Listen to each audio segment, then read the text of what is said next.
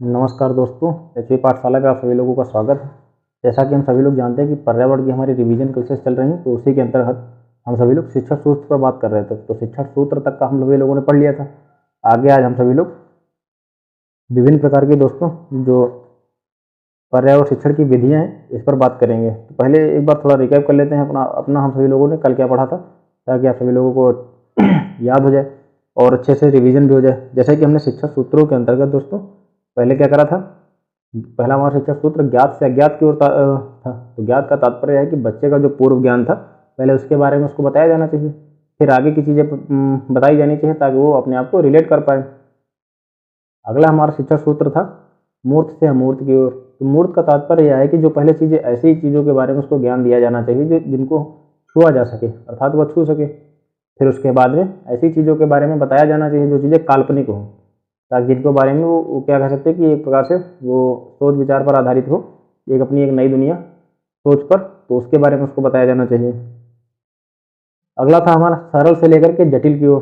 तो सरल के अंतर्गत पहले चीज़ों को आसान बताया जाना चाहिए, फिर उसके बाद बिंदुवार अपना थोड़ा लेवल उसको बढ़ाया जाना चाहिए। अगला हमारा था पूर्ण से अंश की ओर।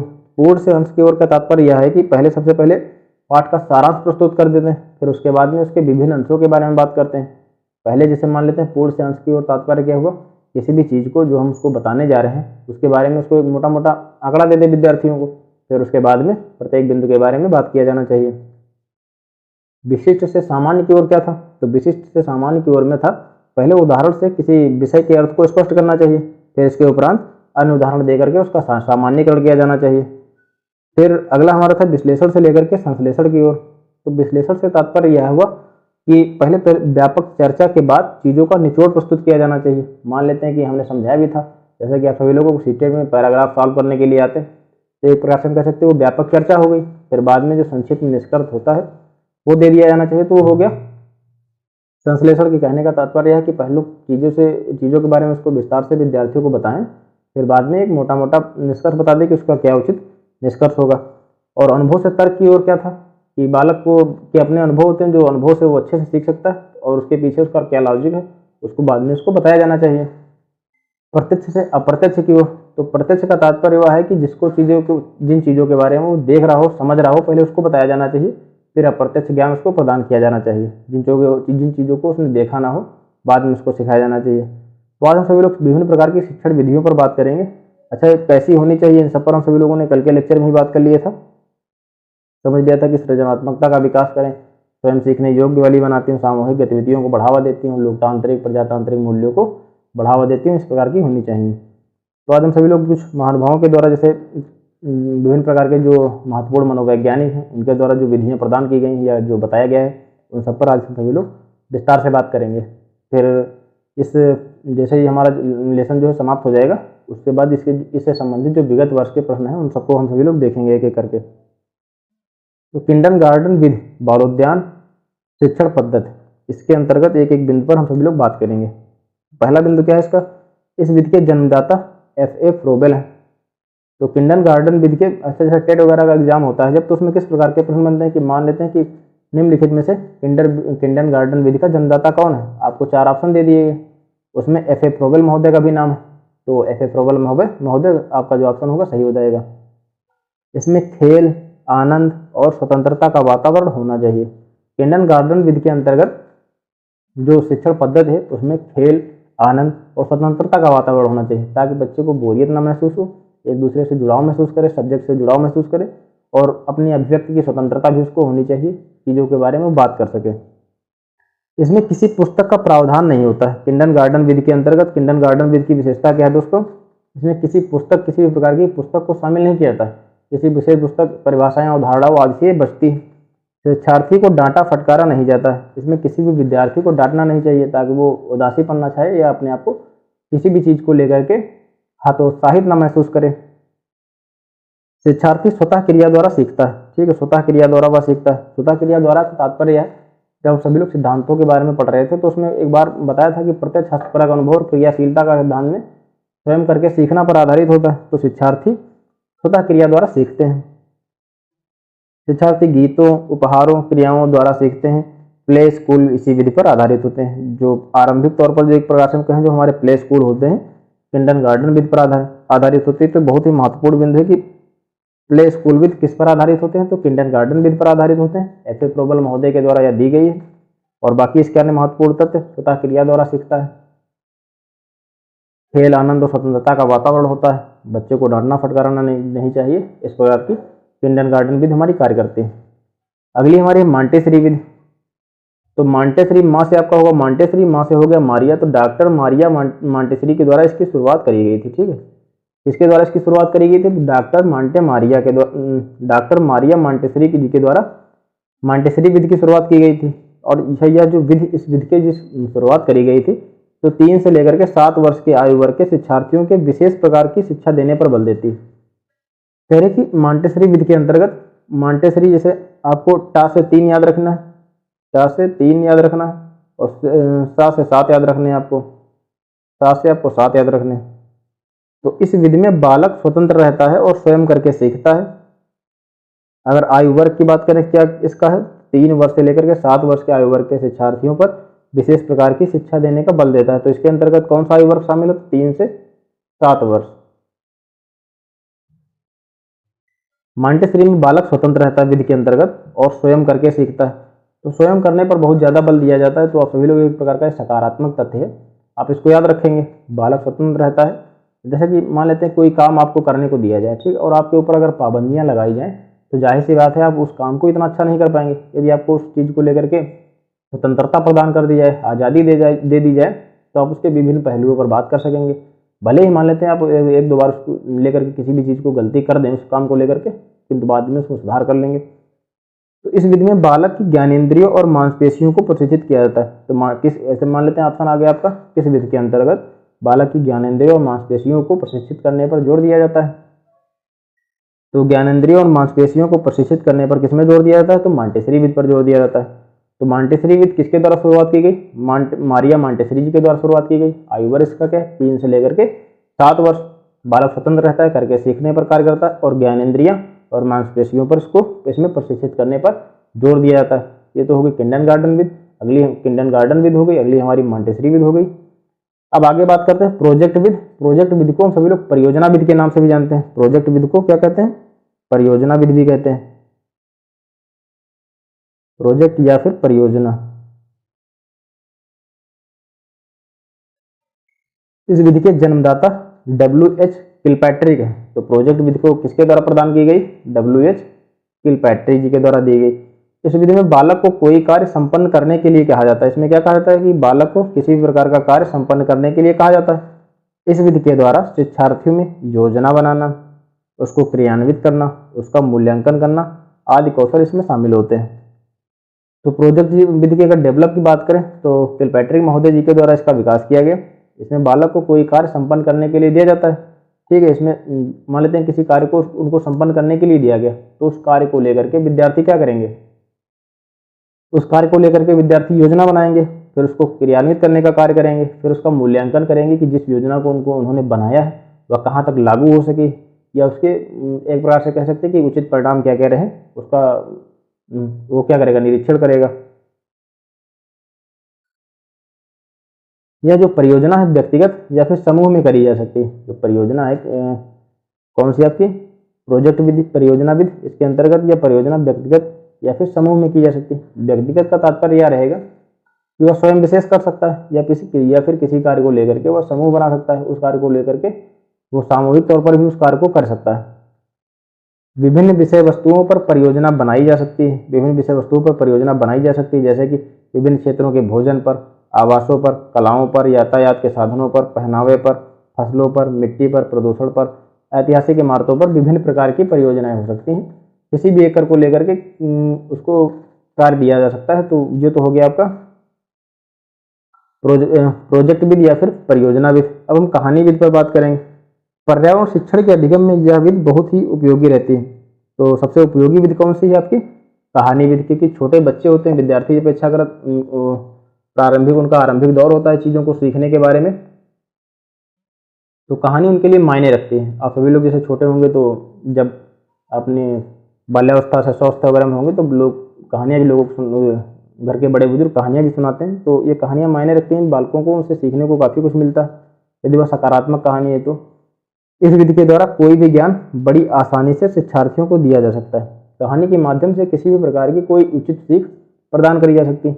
मान लेते हैं कि वनों की कटाई या वनोन्मूलन को लेकर के कहानी बुनी गई, ठीक है, तो उसको किसी बालक को ऐसे सुनाई गई कि उसके नुकसान कौन से हैं वनों को लेकर के, तो उसको निष्कर्ष क्या समझ में आएगा कि हाँ, हमें वनों की कटाई को रोकना चाहिए, वृक्षारोपण पर ज़्यादा ध्यान देना चाहिए। तो इन सब चीज़ों को एक सकारात्मक दृष्टिकोण के साथ वह आसानी से हासिल कर सकेगा। इस विधि के द्वारा किसी भी नीरस और उबाऊ विषय को रोचक ढंग से प्रस्तुत करा जा सकता है। वैसे पढ़ना किसी को पसंद नहीं होता है एक प्रकार से देखा जाए तो, अगर उसमें थोड़ा नीरसता, उबाऊपन आदि को दूर करके विषय वस्तु को अगर रोचक बनाया जाए तो इंसान आसानी से सीख सकेगा। बात ये हम सब पे भी लागू होती है और बच्चों पे तो लागू होती ही है। तो ये तो हो गई कहानी। इस विधि में अधिगम के लिए संदर्भगत वातावरण प्रदान करती है। इस विधि के द्वारा अनेक विषय क्षेत्रों को आसानी से पढ़ाया जा सकता है। कहानी के अंतर्गत आप किसी भी कई चरणों को शामिल कर सकते हैं, कई क्षेत्रों को उसमें शामिल कर सकते हैं, या किसी विशेष टॉपिक पर भी कहानी आधारित हो सकती है, या अलग अलग चीज़ों पर भी आधारित हो सकती है। सभी को सामूहिक तौर पर भी शामिल करके एक नई कहानी का निर्माण करके आप लोग आसानी से किसी भी चीज़ को बच्चों को सिखा सकते हैं। कहानियों में व्यक्तियों के अपने अनुभव शामिल होते हैं। कहानियों में व्यक्तियों के अनुभव भी शामिल होते हैं। इस विधि के द्वारा बच्चों के परिवेश का समृद्ध चित्रण किया जा सकता है। कहानी विधि के द्वारा बच्चों के परिवेश का समृद्ध चित्रण किया जा सकता है। इस विधि के द्वारा बच्चों में सृजनात्मकता एवं सौंदर्य बोध का विकास किया जा सकता है। जैसे मैंने कई बार आप लोगों को बताया है कि जब भी आप एग्जाम पेपर हल कर रहे होंगे तो अपने आप को सेंटर में रखेंगे कि आप जैसे बच्चों को पढ़ा रहे हैं, ठीक है, क्लासरूम के अंतर्गत अंदर में ही अंदर पढ़ा रहे हैं, तो सृजनात्मकता, सौंदर्य बोध ये काफ़ी सकारात्मक चीज़ें हैं। आप जैसे कि किसी भी अगर विद्यार्थी को पढ़ा रहे होंगे तो क्या करेंगे, चाहेंगे वह चीज़ों को अच्छे से समझ सके, ना कि उन चीज़ों को वह रटे। तो वही है दोस्तों कहने का तात्पर्य कि इसमें सौंदर्य बोध एवं सृजनात्मकता का विकास हो। किसी भी चीज़ को लेकर के वो चार अवधारणाएं बना सके, समस्याओं का समाधान उचित तरीके से करना सीख पाए। इन सबका विकास किया जाता है बालकों में। यह बच्चों में रुचि और जिज्ञासा का विकास करती हैं। कहानियाँ, जैसे कि हम सभी लोग जब मूवी देखते हैं, जैसे कि आज के दौर में वेब सीरीज़ का बहुत ही प्रचलन हो गया है, तो मान लेते हैं जैसे वेब सीरीज़ का अगर सभी लोग देखते हैं कि वेब सीरीज़ की एंडिंग काफ़ी सस्पेंस वाली जगहों पर होती है, तो क्या होता है कि आगे हमारी रुचि बनी रहती है कि अरे यार अगले सीजन में क्या होगा, अगले सीजन में क्या होगा, तो अगले सीजन का हम सभी लोग इंतजार करते हैं। तो यही है कि कहानी बच्चों में रुचि और जिज्ञासा का विकास करती है।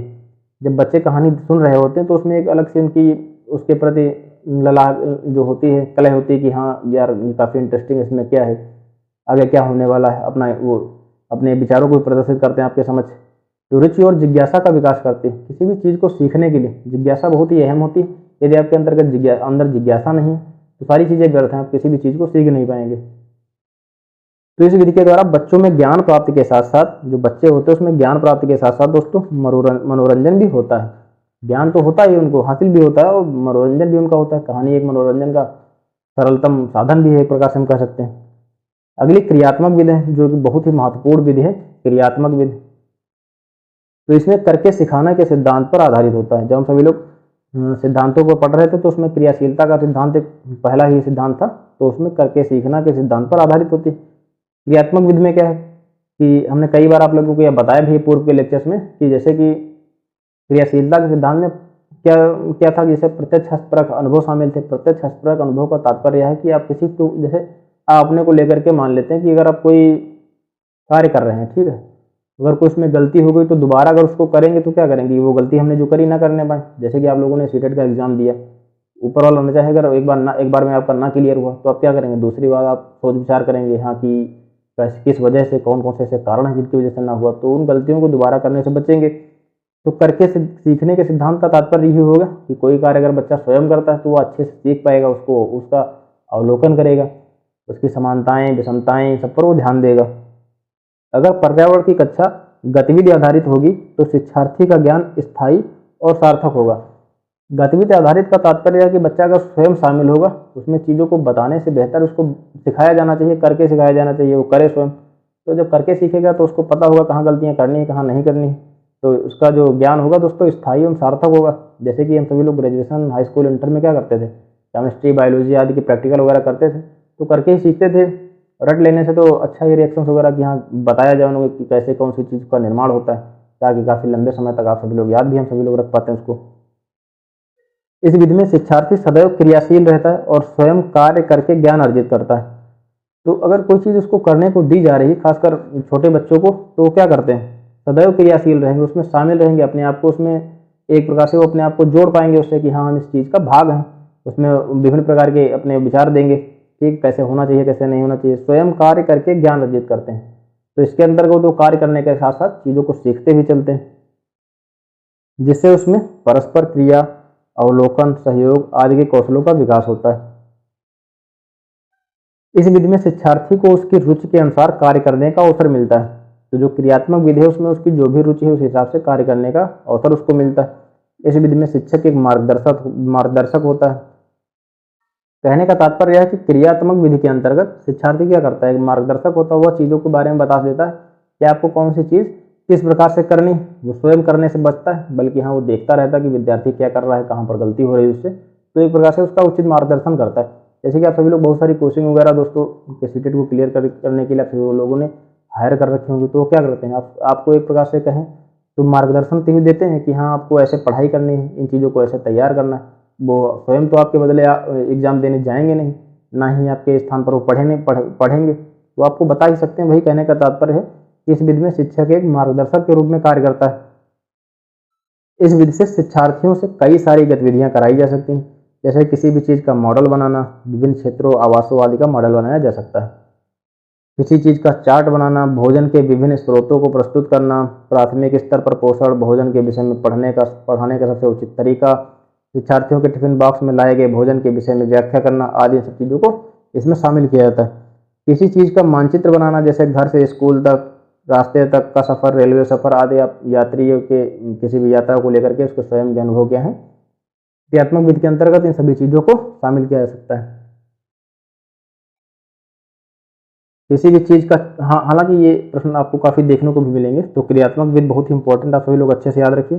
जैसे कि ये प्रश्न आया हुआ है कि टिफिन बॉक्स में लाए गए भोजन के विषय में व्याख्या करना, इससे संबंधित एक प्रश्न है जब सभी लोग पढ़ रहे हैं, क्वेश्चन वगैरह हल कर रहे होंगे तो देखेंगे भी। किसी चीज़ का चित्र बनाना, जैसे बीज के अंकुरण के विभिन्न चरणों का अवलोकन करना, उसका चित्र बनाना, पौधों का अवलोकन करके विभिन्न भागों का चित्र बनाना, ये सब चीज़ें इसमें शामिल होती हैं। किसी चीज़ पर वृत्त चित्र दिखाना, जैसे विभिन्न प्रकार के प्रदूषण पर, पक्षियों के घोंसलों पर आदि, किसी प्रकार का वृत्त चित्र दिखाया जा सकता है, जैसे कि प्रदूषण को लेकर के या फिर पक्षियों के घोंसले को लेकर के। शिक्षार्थियों की अधिकतम भागीदारिता हेतु विभिन्न गतिविधियों को कराना, जैसे कि अलग अलग दिनों में अलग अलग खेल खिलाना। जैसे दोस्तों थोड़ा टाइपिंग मिस्टेक हो सकती है, तो आप उसको इतना सीरियस ना लें, आप समझने पर ध्यान दीजिए। शिक्षार्थियों की अधिकतम भागीदारिता हेतु विभिन्न गतिविधियों को कराया जाना चाहिए। क्रियाशीलता या क्रियात्मक विधि के अंतर्गत शिक्षार्थियों को क्या करना चाहिए, वो अधिक से अधिक अपनी भागीदारी सुनिश्चित कर सकें। विभिन्न प्रकार की गतिविधियां कराई जानी चाहिए, खासकर उनकी रुचि के अनुसार, ठीक है। तो अलग अलग दिनों में अलग अलग खेल खिलाए जाने चाहिए, ठीक है, ताकि उनको बोरियत ना महसूस हो चीज़ों को लेकर के। शिक्षार्थियों को गतिविधियों के द्वारा संवेदनशील बनाया जा सकता है। शिक्षार्थियों को गतिविधियों के द्वारा संवेदनशील बनाया जा सकता है, जैसे वन संरक्षण के प्रति उनको संवेदनशील बनाने के लिए उन्हें एक पौधा अपनाने और उसका पोषण करने के लिए कहा जा सकता है। पर्यावरण के बेहतरी के लिए दोस्तों उनके लिए पर्यावरण शिक्षण आवश्यक होता है, उनको जागरूक बनाए जाने के लिए कि हाँ पर्यावरण हमारे लिए किस प्रकार कार्य करता है। अगर वह जब तक पर्यावरण हमारा सुरक्षित है तब तक हम सभी लोग भी जीवित हैं एक प्रकार से कहें। बाकी आप हालिया के आंकड़ों को देख ही सकते हैं, अगर आप लोग न्यूज़पेपर वगैरह पढ़ रहे होंगे तो देख पा रहे होंगे कितने लोगों की जान जा रही है गर्मी की वजह से, कौन कौन सी बीमारियां फैल रही हैं। तो ये सब है क्या, पर्यावरण के नुकसान के ही तो चलते हुआ है। वनों की कटाई, उनका दोहन करना, इन सबको लेकर के इसके परिणाम भुगतने पड़ रहे हैं सभी लोगों को। तो शिक्षार्थियों को गतिविधियों के द्वारा संवेदनशील बनाया जा सकता है, जैसे वन संरक्षण के प्रति उनको संवेदनशील बनाने के लिए उनको क्या करना चाहिए। अगर आप चाहते हैं कि वो वनों का ध्यान रखें, ठीक है, या पेड़ पौधों का ध्यान रखें, तो उनसे क्या कहा जाना चाहिए, पहले तो उसके बारे में उनको बताया जाना चाहिए कि पेड़ पौधों को काटने से या फिर उनके ना होने से कौन कौन से नुकसान हो सकते हैं। तो एक पौधा को अपनाया जाना चाहिए उनके द्वारा और उसका पोषण करने के लिए कहा जाना चाहिए। अगला हमारा है कि सहयोगात्मक अध्ययन विधि समुदाय विधि। तो सहयोगात्मक अध्ययन में क्या है, पर्यावरण अध्ययन में समुदाय समूह अधिगम के लिए एक महत्वपूर्ण अध्ययन है। समुदाय समूह अधिगम के लिए एक महत्वपूर्ण अंग है, क्योंकि ये वास्तविक स्थितियों के सीखने के अवसर उपलब्ध कराते हैं। जो पर्यावरण अध्ययन के अंतर्गत समुदाय या फिर समूह अधिगम के लिए एक महत्वपूर्ण अंग है सहयोगात्मक अध्ययनविद। ये वास्तविक स्थितियों के सीखने के अवसर उपलब्ध कराती है। कहने का तात्पर्य कि है किसी चीज़ को 4 लोग अगर कर रहे होंगे तो उसमें 4 लोगों के विचारों को जानने का अवसर मिलेगा। ठीक है, किसी एक व्यक्ति विशेष से वह मुद्दा प्रभावित नहीं होगा। सामूहिक गतिविधि परियोजना शिक्षार्थियों में सहपाठी, सहयोगात्मक अधिगम आदि को बढ़ावा देती है तथा सामाजिक अधिगम को बेहतर बनाती है। देखो, इन सबका सार यही कि प्रत्येक व्यक्ति को समाज के अंतर्गत ही रहना है, तो सबको एक दूसरे के प्रति जिम्मेदार होना चाहिए। तो इन सब चीज़ों के बारे में, ये चीज़ें बेहतर करने में, उनके बेहतर दृष्टिकोण को विकसित करने में मदद करती हैं। इस विधि के द्वारा शिक्षार्थियों में उत्तरदायित्व की भावना का विकास होता है। उत्तरदायित्व का तात्पर्य क्या हुआ कि कोई अगर बीमार हो गया तो उसकी उचित देखभाल करी जानी चाहिए। अगर कोई किसी परिस्थिति का सामना कर रहा है तो उसका सहयोग किया जाना चाहिए विषम परिस्थिति में। तो ये सब चीज़ों के उत्तरदायित्व का भावना का विकास होता है। शिक्षार्थियों में निर्णय लेने की शक्ति का विकास होता है। ठीक है, तो शिक्षार्थियों में प्रजातांत्रिक लोकतांत्रिक भावना का विकास होना चाहिए। सहयोगात्मक विधि का उद्देश्य क्या है कि प्रजातांत्रिक लोकतांत्रिक भावना का विकास होना चाहिए कि 2-4 लोगों के प्रति किसी नफरत विशेष को जन्म न दिया जाना चाहिए, किसी धर्म विशेष के प्रति झुकाव या फिर किसी धर्म विशेष के प्रति नफरत, इन सब चीज़ों से बचाना चाहिए। तो इस प्रकार के शिक्षण विधि को अपनाया जाना चाहिए जो प्रजातांत्रिक लोकतांत्रिक भावना का विकास करे, आपसी सहयोग को बढ़ावा दे, उचित विचार विमर्श को बढ़ावा दे। समूह चर्चा, समूह परियोजना आज इस विधि की गतिविधियां हैं। तो सहयोगात्मक अध्ययन विधि में समूह चर्चा, समूह परियोजना आज ये सभी जो है इसकी गतिविधियां शामिल है इसमें।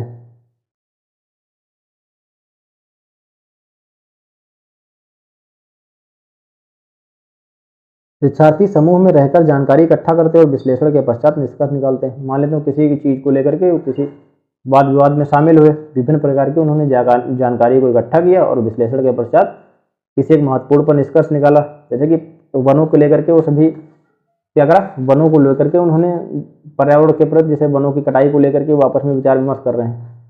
तो उसमें क्या हुआ, विचार विमर्श में उन्होंने देखा कि इसके फायदे कम है वनों की कटाई के, और देखा जाए तो नुकसान बहुत ज़्यादा है। तो उसका निष्कर्ष क्या हुआ कि हमें वृक्षारोपण किया जाना चाहिए इन सब चीज़ों को लेकर के। तो वही कि शिक्षार्थी जब आपस में समूह में रहते हैं तो विभिन्न प्रकार की चारों ओर की जानकारी इकट्ठा करते हैं और उसके विश्लेषण के पश्चात एक उचित निष्कर्ष पर पहुंचते हैं।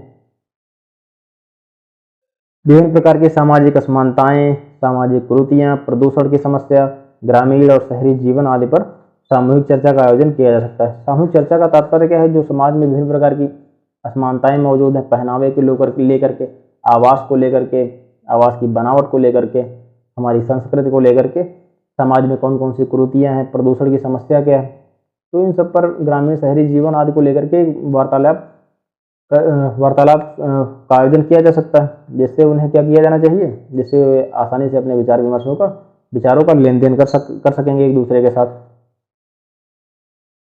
अब बात करते हैं कि अगली हमारी कौन सी विधि है, तो अन्वेषण या फिर खोज विधि। अन्वेषण को हम सभी लोग खोज विधि के नाम से भी जानते हैं। तो इसके जन्मदाता की बात करते हैं। पहले इसका विकास किसके द्वारा किया गया, तो प्रोफेसर आर्मस्ट्रांग के द्वारा, इनके द्वारा अन्वेषण या खोज विधि प्रदान करी गई थी। ठीक है, तो यही स्वयं करके सीखना पर आधारित है। तो स्वयं करके सीखना पर आधारित का अपना यही कि अवलोकन करेगा, वह करके सीखेगा अच्छे से। इनमें शिक्षार्थी स्वयं सूचना तथा सिद्धांतों की खोज के लिए अनेक प्रयोगों को करता है। इस विधि से शिक्षार्थी में वैज्ञानिक प्रवृत्ति का विकास होता है। अन्वेषण या फिर खोज विधि से वैज्ञानिक प्रवृत्ति का विकास होता है। किसी भी चीज को लेकर के वो 2-4 प्रयोग करेगा, अनेक प्रयोग करेगा, फिर उसमें सर्वथा जो उचित निष्कर्ष होगा वो उस पर पहुंचेगा।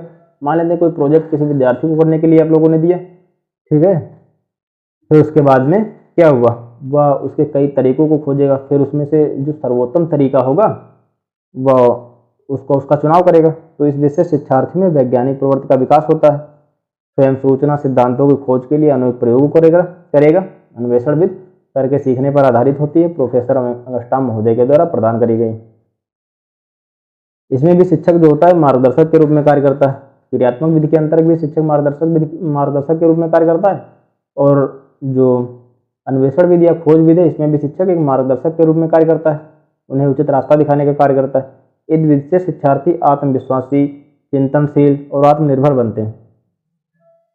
जो अन्वेषण विधि है उसमें आत्मविश्वासी बनते हैं। मान लेते हो किसी कुछ कार्य कर रहे हैं, अगर वह उस कार्य को करने में सफल हो जाते हैं तो उनका आत्मविश्वास प्रबल हो जाएगा। ठीक है, और जैसे कि आप सभी लोगों ने अगर पहले बार में सीटेट का एग्जाम आप लोगों ने क्लियर कर लिया तो आपका एक आत्मविश्वास में बढ़ोतरी देखने को मिलेगी कि हाँ मैं कुछ कर सकता हूँ। चिंतनशील और आत्मनिर्भर बनेगा। चिंतनशील का तात्पर्य यह है कि वो विभिन्न पहलुओं पर विचार करेगा, ठीक है। और आत्मनिर्भर का तात्पर्य यह है कि जब चीज़ों को करने में बेहतर हो जाएगा तो वह स्वयं पर निर्भर होगा।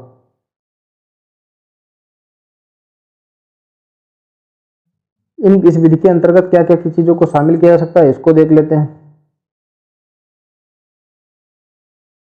इसमें कौन कौन सी चीज़ें, जैसे कि अन्वेषण या खोजविद किस किस चीज़ को बढ़ावा देती हैं, तो क्या डूबा, क्या तैरा, हवा चीज़ों को कैसे गर्म या ठंडा करती, शीशा धुंधला कैसे हो जाता है, परछाई कैसे बनती, आदि विषयों को अधिगम कराया जा सकता है। तो इसमें कहने का तात्पर्य है कि इसमें कौन कौन सी चीज़ें जो है अन्वेषण को बढ़ावा देंगी, जैसे क्या डूबा, क्या डूबा, या फिर क्या तैरा, हवा चीज़ों को कैसे, मान लेते किसी बच्चे को आपने प्रोजेक्ट दिया कि हवा चीज़ों को कैसे गर्म करती है या फिर ठंडा करती, इस पे 10 वाक्य लिखिए, तो क्या करेगा वो, अन्वेषण करने का कार्य करेगा, खोज करेगा कि क्या कारण है कि वह चीज़ों को गर्म करती है या फिर ठंडा करती, शीशा धुंधला कैसे हो जाता है, इन सब पर वह खोज करने का कार्य करेगा।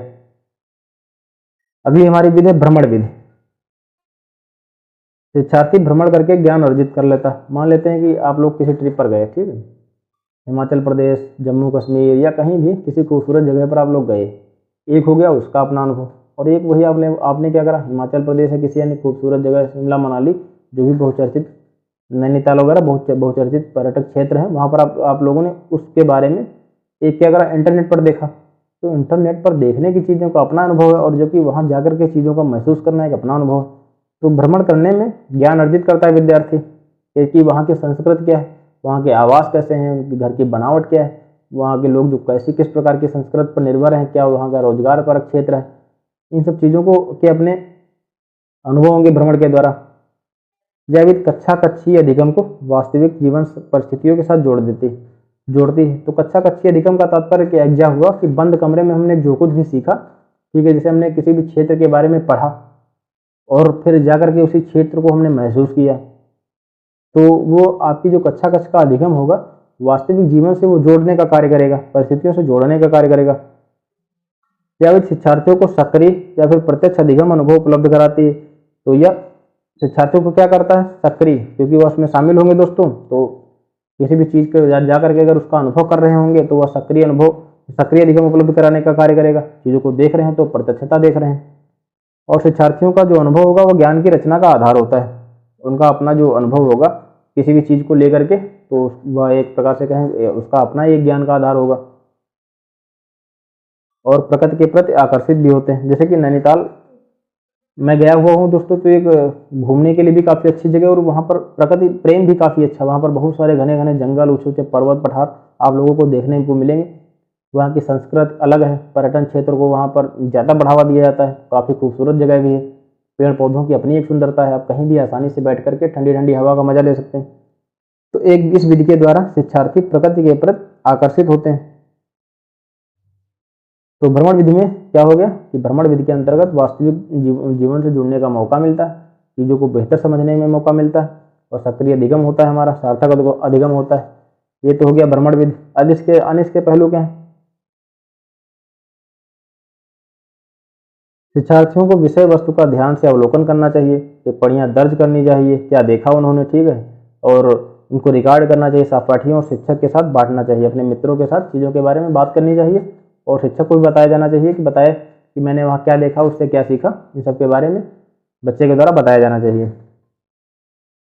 अच्छा, प्रश्न देखने को मिलते हैं कि भ्रमण पर जाते समय किन किन बातों को ध्यान में रखा जाना चाहिए। दोस्तों कई बार इसको लेकर के प्रश्न भी आए हुए हैं, तो ये हाईलाइट कर दे रहा हूँ। तो इसके विभिन्न बातें कौन कौन सी, तो ऊपर का एक प्रकार से हम कहें सार हो गया कि क्या क्या चीज़ें महत्वपूर्ण होती हैं इसमें और किन किन बातों को ध्यान में रखा जाना चाहिए। याद रखिए, शिक्षार्थियों के साथ अपना पूरा बस्ता लेकर नहीं जाना चाहिए। शिक्षार्थियों को अपने साथ पूरा बस्ता लेकर नहीं जाना चाहिए। कहने का तात्पर्य आप चीज़ों को देखने जा रहे हैं, एंजॉय करने जा रहे हैं, उसको समझने जा रहे हैं, तो आप पूरा बैग का क्या करेंगे, आप चल ही नहीं पाएंगे, थक जाएंगे पहले से। कोई विद्यार्थी, छोटा बच्चा अगर पूरा बैग लेके जाएगा तो थक नहीं जाएगा। शिक्षार्थियों को अपने साथ नोटबुक, ड्राइंग कॉपी के साथ ले जाना चाहिए। शिक्षार्थियों को अपने साथ पूरा बस्ता नहीं ले जाना चाहिए, ठीक है, ये तो हो गया एक महत्वपूर्ण बात। और क्या करना चाहिए, शिक्षार्थियों को अपने साथ पूरा बस्ता नहीं ले जाने के साथ साथ उनको अपनी नोटबुक, ड्राइंग कापी साथ में ले जानी चाहिए, ठीक है, ताकि वो जिन चीज़ों को देखें उनके बारे में जो भी महत्वपूर्ण बिंदु है उनको नोट कर सकें। तो बैग ना ले जाने के स्थान पर क्या करें, अपने आप एक डायरी ले ली या फिर एक कोई नोटबुक ले ली। तो जो भी आपको इंपॉर्टेंट लगा या जो भी चीज़ रुचिकर लगी आप लोगों ने, उसके बारे में बच्चों ने क्या करा, नोट कर लिया, ठीक है। अगर बच्चा कोई चिड़ियाघर जा रहा है तो जानवरों के लिए भोजन कदापि ना लेकर जाएं। कहने का तात्पर्य है कि जैसे कि जो चिड़ियाघर में दोस्तों जो जानवर होते हैं वो काफ़ी अजीब होते हैं, क्योंकि वो निगलने को पाते नहीं, और जो उन लोगों को, जानवरों को जिनके द्वारा भोजन कराया जाता है वो प्रशिक्षित लोग होते हैं। अब कोई बच्चा या छोटा विद्यार्थी जा रहा है वहाँ घूमने के लिए चिड़ियाघर, तो उसको क्या होगा अनुभव, वो क्या, अगर वहाँ पर जानवरों के लिए लेकर भोजन गया तो पता लगा उसका हाथी काट दिया जानवर ने। तो यही कहने का तात्पर्य, अगर आप चिड़ियाघर जा रहे हैं तो जानवरों के लिए भोजन कदापि लेकर जाएं, क्योंकि इस प्रकार के जो कार्य किए जाते हैं वो वहाँ के अनुभवी लोगों के द्वारा किए जाते हैं। यहाँ पर किसी व्यक्ति विशेष को उसका अनुभव ही नहीं होगा। भ्रमण पर जाने से पहले वहाँ किए जाने वाले क्रियाकलापों के विषय में जो शिक्षक है और शिक्षार्थियों के बीच में क्या होना चाहिए, चर्चा होनी चाहिए, विचार विमर्श होने चाहिए, वार्तालाप होनी चाहिए, ताकि उस यात्रा को रुचिकर बनाया जा सके। पहुँचने से पहले ही चीज़ों के बारे में जिज्ञासा जगे। अब जैसे आप सभी लोग कहीं घूमने जाएंगे तो वहाँ पर घूमने वाली चीज़ों को क्या करेंगे, अच्छे से सर्च करेंगे, इंटरनेट पर गूगल करने का कार्य करेंगे, देखेंगे यहाँ कौन कौन सी चीज़ें घूमने वाली हैं, कौन कौन सी चीज़ें रुचिकर हैं। तो यह कहने का तात्पर्य है कि भ्रमण जाने से पहले वहाँ किए जाने वाले क्रियाकलापों के विषय में शिक्षक और शिक्षार्थियों के बीच में चर्चा होनी चाहिए। इस विधि से पौधों, जानवरों, प्रकृति, पहाड़ों, खाद्य श्रृंखलाओं, ऐतिहासिक इमारतों, फसलों आदि के विषय में सार्थक अधिगम कराया जा सकता है। 1 मिनट दोस्तों, जरा मैं पानी पी लेता हूँ।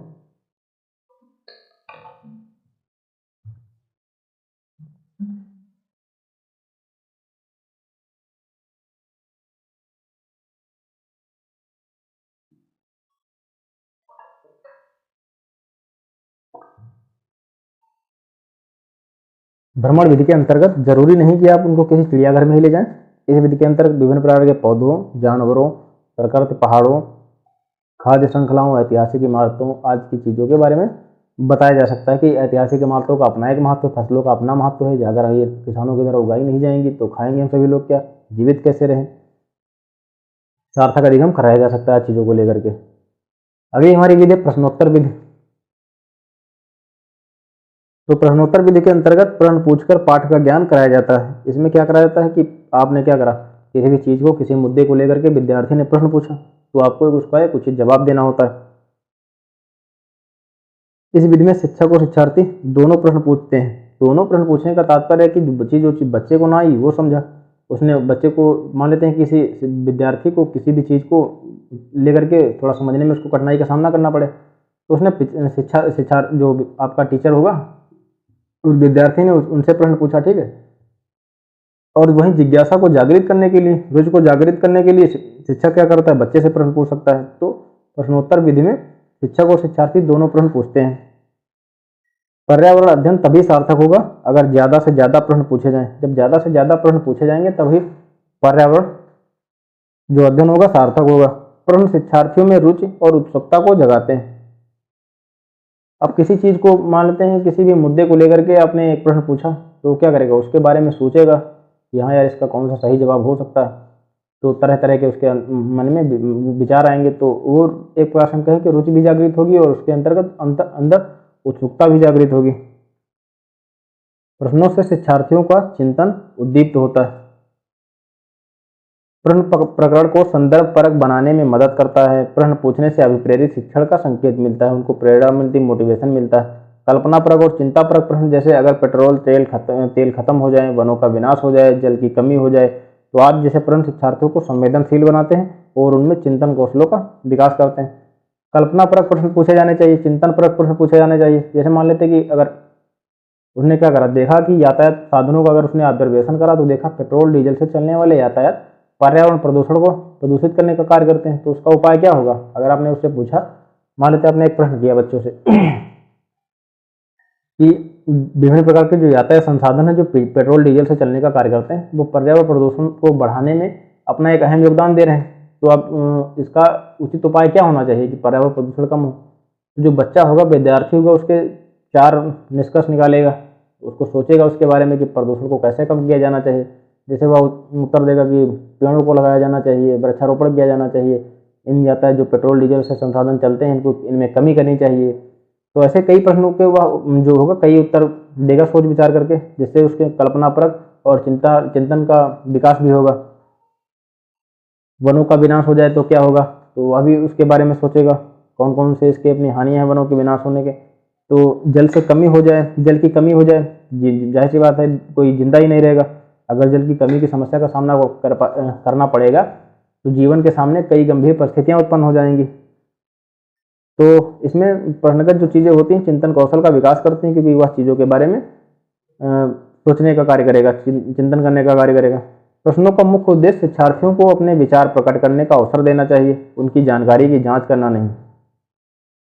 ये बहुत ही महत्वपूर्ण बिंदु है कि प्रश्नों का मुख्य उद्देश्य शिक्षार्थियों को अपने विचार प्रकट करने का अवसर देना चाहिए। जैसे हम किसी शिक्षार्थी से जब कोई प्रश्न पूछते हैं तो उसको विचार जानने चाहिए, ना कि क्या करना चाहिए हम यह देखें कि उसको कितनी उसकी योग्यता है, ठीक है, ताकि वह हतोत्साहित ना हो। अभ्यास या गतिविधियां प्रश्न पाठ प्रकरणों में अंतः निर्मित होनी चाहिए ताकि शिक्षार्थियों का ज्ञान स्थायी बन सके। अभ्यास या गतिविधियां प्रश्न पाठ प्रकरणों में अंतः निर्मित होनी चाहिए ताकि शिक्षार्थियों का ज्ञान जो है दोस्तों स्थायी बन सके। अब हम सभी लोग अधिविन्यास या दत्त कार्यविधि की बात करते हैं। इसमें क्या किया जाता है, पूरे पाठ्यक्रम को छोटे छोटे भागों में विभाजित कर दिया जाता है। तो अगर प्रश्न आता है कि किस विधि के अंतर्गत पाठ्यक्रम को छोटे छोटे या विभिन्न टुकड़ों में विभाजित किया जाता है, तो अधिविन्यास विधि या फिर आपकी कार्यविधि हो गई, ठीक है। इस विधि में शिक्षार्थियों को एक निश्चित समय में एक कार्य पूरा करने के लिए दिया जाता है। इसमें शिक्षार्थियों को एक निश्चित समय बता दिया जाता है और उनसे कहा जाता है कि एक निश्चित टाइम पीरियड के अंतर्गत आप सभी लोगों को यह कार्य पूरा करना है। और इसमें जब एक अधिविन्यास पूर्ण हो जाएगा तभी दूसरा अधिविन्यास दिया जाता है उनको। इस विधि का मुख्य लक्ष्य अधिगम विस्तार के अवसर उपलब्ध कराना। इस विधि में शिक्षक प्रत्येक शिक्षार्थी पर व्यक्तिगत ध्यान दे सकता है। तो अधिविन्यास और अधिविन्यास दत्त कार्यविधि के अंतर्गत क्या करेगा, जो व्यक्तिगत शिक्षार्थियों पर व्यक्तिगत ध्यान दे सकता है, जो कि एक बहुत ही महत्वपूर्ण बात है, क्योंकि सभी की व्यक्तिगत विभिन्नताएं अपनी अपनी होती हैं, ठीक है। तो अगर व्यक्तिगत तौर पर आप ध्यान दे रहे हैं तो उसको अपनी कमियों में, शिक्षार्थियों को अपनी कमियों में सुधार करने का एक समुचित अवसर प्रदान होगा। अब हम आगमन निगमन विधि, बहुत ही महत्वपूर्ण विधि है दोस्तों, इनको समझ लेते हैं। इनसे लेकर के कई सारे प्रश्न देखने को मिले। तो आगमन विधि की अगर हम बात करते हैं, इस विधि में पहले कई सारे उदाहरण बताए जाते हैं और तत्पश्चात एक निष्कर्ष बताया जाता है। तो आगमन विधि के अंतर्गत क्या किया जाता है, इसमें पहले कई सारे उदाहरण बताए जाते हैं, बहुत सारे किसी भी चीज को लेकर के उदाहरण बताए जाएंगे, फिर उसके बाद एक निष्कर्ष बताया जाएगा। इस विधि के द्वारा ज्ञान को स्थायी रूप से ग्रहण किया जा सकता है। इस विधि में विशिष्ट से सामान्य और मूर्त से अमूर्त शिक्षा सूत्रों का अनुसरण करता है। तो आगमन विधि में क्या किया जाएगा, पहले किसी भी चीज को लेकर के बहुत सारे उदाहरण बताए गए, फिर उसका एक निष्कर्ष बताया गया। तो क्या हो गया, विशिष्ट से सामान्य क्या हो गया, और फिर उसमें इस विधि के द्वारा जो ज्ञान प्रदान किया गया स्थायी रूप से ग्रहण किया जा सकता है। तो इसके अंतर्गत कौन कौन से शिक्षा सूत्रों का इस्तेमाल होता है, तो विशिष्ट से लेकर के सामान्य की ओर, मूर्त से लेकर के अमूर्त, इन सभी सूत्रों का अनुसरण किया जाता है। किस विधि के द्वारा, तो आगमन विधि के द्वारा। वहीं निगमन विधि की बात करें तो इस विधि में पहले कोई नियम बताया जाता है। निगमन विधि क्या करती है, तो हालांकि निगमन विधि अगर किसी भी चीज को आप नियमों को याद कराने का कार्य कर रहे हैं विद्यार्थियों को, तो यह उचित नहीं होता, चीजों को समझाया जाना चाहिए। जैसे कि आगमन विधि में आप कई सारे उदाहरण किसी भी एक विशेष चीज को लेकर के प्रस्तुत करेंगे। तो निगमन विधि में क्या किया जाएगा, पहले कोई नियम बताया जाता है और उसके पश्चात उदाहरणों की पुष्टि करी जाती है। मान लेते हैं कि पहले कोई नियम बता दिया गया कि a+b का होल ऑफ स्क्वायर क्या है, वो ये नियम बता दिया गया उसको, फिर बाद में कोई उदाहरण दिए गए और उस नियम की पुष्टि करने का कार्य किया गया। यह विधि सामान्य से विशिष्ट शिक्षा सूत्र पर आधारित होती है। जो निगमन विधि है आपकी किस शिक्षा सूत्र पर आधारित होती है, तो सामान्य से विशिष्ट की ओर। यह विधि बाल केंद्रित नहीं है। जो निगमन विधि है दोस्तों, यह विधि बाल केंद्रित नहीं है, नियमों पर आधारित है, ठीक है, रटन विद्या एक प्रकार से हम कह सकते हैं आधारित है। इस विधि से शिक्षार्थियों में रटने की प्रवृत्ति बढ़ती है, क्योंकि आप अगर नियम बता रहे हैं तो बच्चा समझ ही नहीं पाएगा, कॉन्सेप्ट से दूर रह जाएगा। तो क्या करेगा, जब उसको कॉन्सेप्ट समझ में नहीं आएगा तो वो रटेगा बैठ करके, अब ताकि वो पीछे न रह जाए दूसरे बच्चों से, तो वो चीज़ों को रटने पर ध्यान देगा, जो कि अपने आप में एक काफ़ी नुकसानदेह चीज़ है। तो वही है कि निगमन विधि नियम पर आधारित है, सामान्य से विशिष्ट शिक्षा सूत्र की ओर। अच्छा, इसको आगमन विधि से इसकी तुलना करते हैं, समझते हैं कि आगमन विधि बहुत ही महत्वपूर्ण ये दोनों है। तो आगमन विधि में पहले कई सारे उदाहरण बताए जाएंगे और तत्पश्चात एक निष्कर्ष बताया जाता है। वहीं निगमन विधि में क्या किया जाएगा? निगमन विधि में पहले कोई नियम बताया जाएगा और उसके बाद उदाहरणों के द्वारा उस नियम की पुष्टि कराई जाएगी। अच्छा, इस जो आगमन विधि के द्वारा ज्ञान को स्थायी रूप से ग्रहण किया जा सकता है, जबकि इस विधि यह विधि विशिष्ट से सामान्य और मूर्त से अमूर्त शिक्षण सूत्रों का अनुसरण करती है। ठीक है, इसके अंतर्गत जो भी शिक्षण सूत्र इस्तेमाल होते हैं विशिष्ट से सामान्य और मूर्त से अमूर्त होते हैं, और निगमन विधि में आपकी सामान्य से विशिष्ट शिक्षा सूत्र का इस्तेमाल किया जाता है। यह बाल केंद्रित नहीं है। शिक्षार्थियों में रटने की प्रवृत्ति, एक प्रकार से हम कह सकते हैं कि जो रटने की प्रवृत्ति है दोस्तों, निगमन विधि के अंतर्गत बढ़ोतरी देखने को मिलती है। अब हम सभी लोग समझ लेते हैं कि प्रश्न बनाने के जो चरण, प्रश्न बनाने के चरण, यह कई बार इसको लेकर के प्रश्न देखने को मिले हैं। तो इसके कई चरण होते हैं, निम्नलिखित चरण होते हैं। नोट कर लेते हैं कौन कौन से होते हैं। निम्नलिखित चरण होते हैं।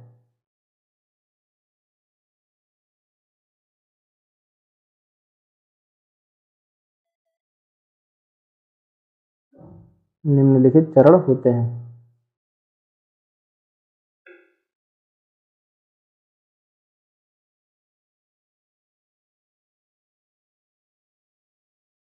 जैसे कि आपका हो गया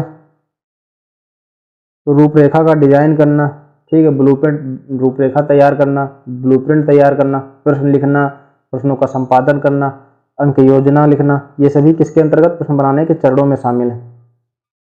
रूपरेखा तैयार करना, ऐसे ही क्रमवार आप याद रखें। रूपरेखा तैयार करना, रूपरेखा तैयार करना, ब्लूप्रिंट तैयार करना,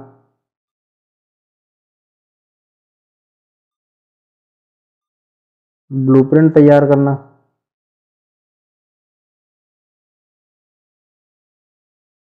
प्रश्न लिखना,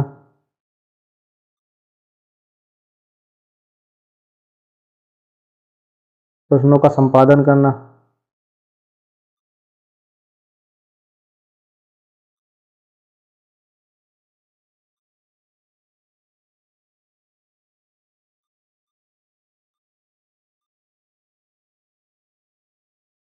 प्रश्नों का संपादन करना,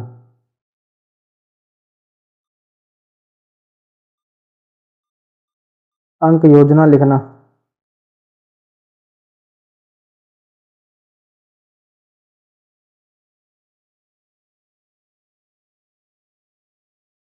तो प्रश्न बनाने के निम्नलिखित चरण हो सकते हैं। कौन कौन से? रूपरेखा तैयार की जानी चाहिए, ब्लूप्रिंट तैयार किया जाना चाहिए, प्रश्न लिखना चाहिए, फिर उनका संपादन करना चाहिए और अंक योजना को लिखना चाहिए। तो ये तो हो गए प्रश्न बनाने के चरण दोस्तों।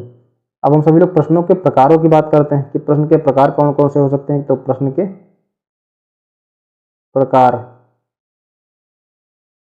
जैसे कि मुक्त अंत वाले प्रश्न एक होते हैं, मुक्त प्रकार के प्रश्न।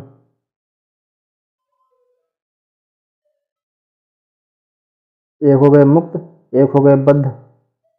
मुक्त अंत, एक हो गए बद्ध अंत।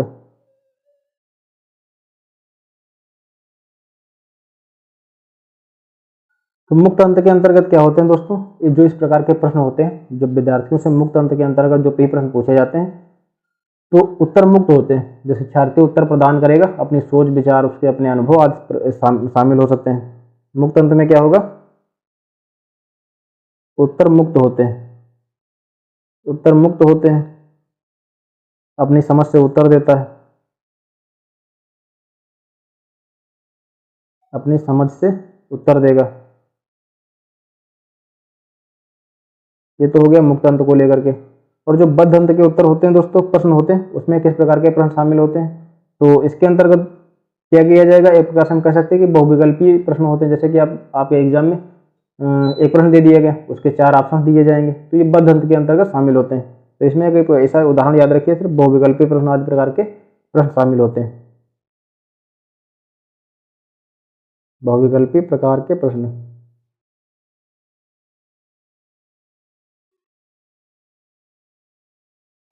तो इसमें क्या किया जाता है? जैसे शिक्षार्थी को, विद्यार्थी जो होता है उसको किसी एक उत्तर का चुनाव करना होता है।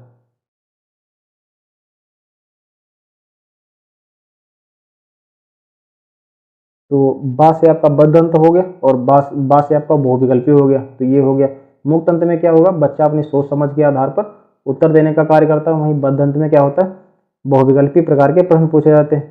अच्छा, कुछ तथ्यात्मक प्रश्न, तथ्यात्मक का जैसे आते लोकोत्तरीय प्रश्न हो गए, आपके सही गलत पर आधारित हो गए, ये सभी तथ्यात्मक प्रश्न के अंतर्गत आ गए।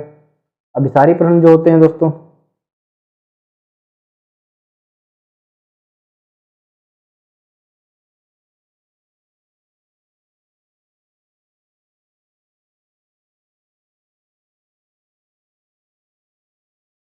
जो अभिसारी प्रश्न होते हैं इसके अंतर्गत क्या रहेगा,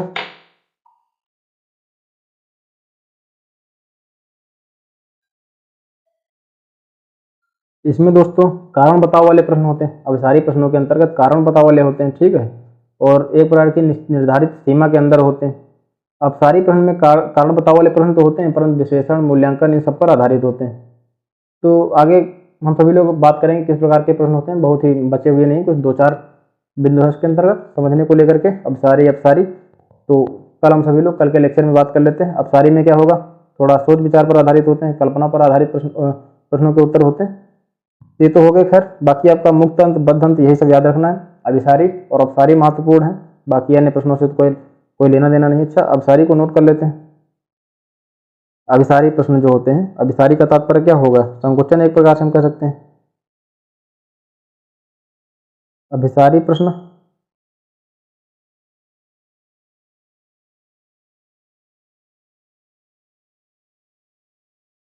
कारण बताओ, कारण बताओ वाले प्रश्न हो गए दोस्तों। निर्धारित सीमा, निर्धारित सीमा हो गई इनकी, अपनी एक निर्धारित सीमा होती है, ठीक। जैसा कि मान लेते हैं कि दिन क्यों होता है, तो इसका एक अपना निर्धारित रीजन है इसके पीछे। अभिसारी प्रश्न हो गया। अपसारी,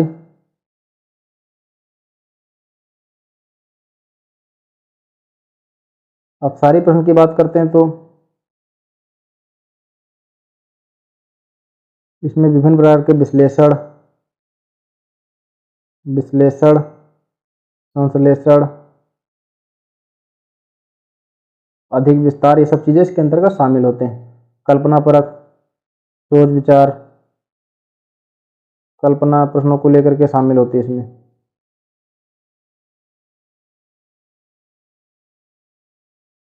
जैसे कि अगर पेट्रोल डीजल समाप्त हो जाए तो क्या होगा, तो या जल समाप्त हो जाए तो क्या होगा, ये सभी अब सारी प्रश्न है। इसके कोई एक निर्धारित उत्तर नहीं है, थोड़ा सोच विचार पर आधारित कई प्रकार के उत्तर हम दे सकते हैं इसके अंतर्गत। तो इसमें अब सारी प्रश्न हो जाएगा, ठीक है। तो अभिसारी के अंतर्गत कारण बताओ प्रश्न हो गए आपके, निर्धारित सीमा के भीतर आपको उत्तर देने होते, तो ये सभी इसके अंतर्गत शामिल है। तो आज का वीडियो हमारा दोस्तों यहीं तक था। कल हम सभी लोग इससे संबंधित जो विगत वर्षों से आए हुए प्रश्न हैं उन सब पर बात करेंगे। मिलते हैं अगले लेक्चर में दोस्तों, धन्यवाद।